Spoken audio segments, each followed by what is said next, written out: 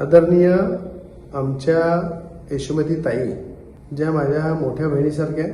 काल मी त्यांचं वक्तव्य ऐकलं की त्यांनी कडाडून त्या किराण्याचा विरोध केला. किराण्याचा एक एक वस्तू त्या ठिकाणी काढून दाखवली, साडी काढून दाखवली आणि त्या ठिकाणी त्यांनी हे सांगितलं की मी मोठ्या घरची मुलगी आहे, मी जमीनदार आहे, मी पैसेवाली आहे आणि मला या किराण्याची गरज नाही आहे, कुठल्या साडीची गरज नाही आहे.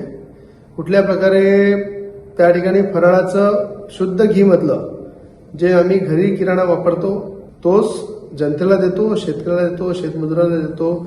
अनेक आमच्या बहिणी आहेत त्या कुटुंबामध्ये आम्ही देतो, अनेक वर्षापासून देतो.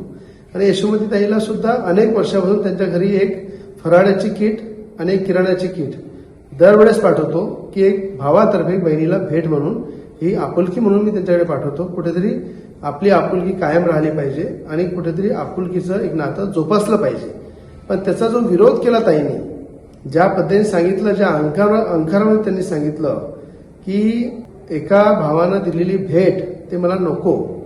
मी माझ्याबद्दल ते खूप काही बोलल्या की मी बारदाना काम करणारा एका हमालाचा मुलगा आहे आणि त्या ठिकाणी मला माहित आहे माझे वडील हमाल आहे, गरिबी आई पाहिलेली आहे, गरिबीचे दिवस पाहिलेले आहे आणि भावाकडनं, माझ्यासारख्या भावाकडनं जेवढं झालं तेवढं मी दिवाळीची भेट एक बहिणीला दिली होती. अनेक बहिणींनी स्वीकारली, अनेक बहिणी ज्या आमच्या आहेत त्या सगळ्या लाखो बहिणींपर्यंत ते पोहोचली. ती साडी त्यांनी घातली सुद्धा. त्या ठिकाणी त्या साडीचा आदर सन्मान केला, त्या किराण्याचा आदर सन्मान केला, त्या फराळाचा आदर सन्मान केला.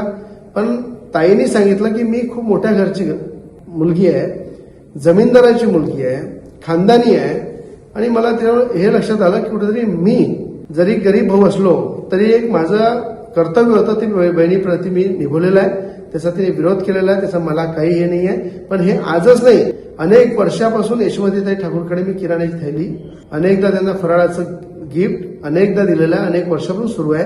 पण आता अचानक त्यांनी जी भाषा वापरली, मला असं वाटते की आज अमरावती जिल्ह्याचे जे खासदार आहेत त्यांनाही फोन करून त्यांना सुद्धा दिवाळीचं गिफ्ट आम्ही दिलं, अनेक नगरसेवकांना दिलं, अनेक आमदारांना दिलं. पण कोणीही अशा प्रकारे अहंकाराची भाषा वापरली नाही. तर मला ताईला हेच सांगणं आहे, तुमचा भाऊ जरी गरीब असला तरी मला असं वाटते माझी ऐपत एवढीच आहे तुम्हाला गिफ्ट द्यायची, याच्यावर मी तुम्हाला देऊ शकत नाही. एक बहीण म्हणून तुम्ही स्वीकारायला पाहिजे होतं आणि त्यासाठी माझं अभिनंदन करायला पाहिजे. पण माझा द्वेष केला तरी मला काही त्याची चिंता नाहीये. एक बहीण म्हणून नेहमी, एक भाऊ म्हणून मी आपल्यासोबत आहे.